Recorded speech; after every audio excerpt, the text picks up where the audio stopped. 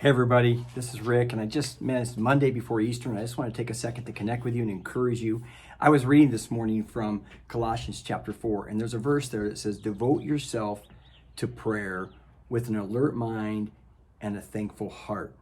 There's kind of three things that just come to my mind with this. One, we need to all have a time where we're talking to God, where that's what prayer is. It's communicating to God. And so I would encourage you, if you don't have a prayer life, that you begin to develop one. And if you want to have a starting place, start with the Lord's Prayer.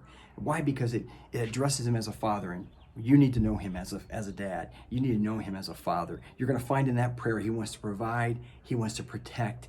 More importantly, though, he wants you to unpack your heart and know what it means to connect with him. So we need to be a people that devote ourselves to prayer. And he says, he gives two qualifications. He says, do so with an alert mind, I really believe God wants us being self-aware. Whatever the thoughts that are going on in our head, he wants you to be able to have enough margin in your life that you're not short-fused. And for you to not be short-fused, you have to be very aware of what's going on in your head and unpack that to him. I think that's part of having an alert mind.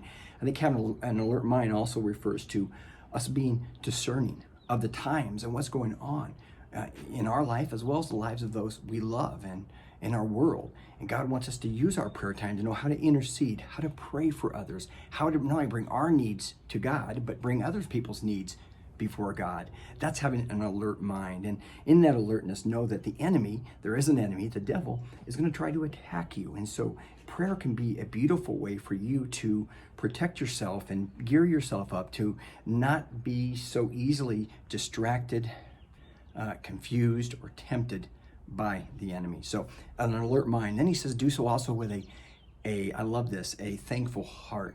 This last weekend, we talked about the pivot foot of faith and how we can praise through the chaos, praise through the questions that we have. That fear says, what if? Well, faith says, even if. And the thankful heart is us each day focusing on the good things that God has given us. As long as you're breathing, you can be thankful. Love you all. This is Holy Week. I pray, even as I've done this morning, praying for you, that you allow God to do it. A deep work in your heart leading up to Easter, so that when Easter comes, you can truly celebrate it, though we're in this difficult time. Love you, praying for you. God bless.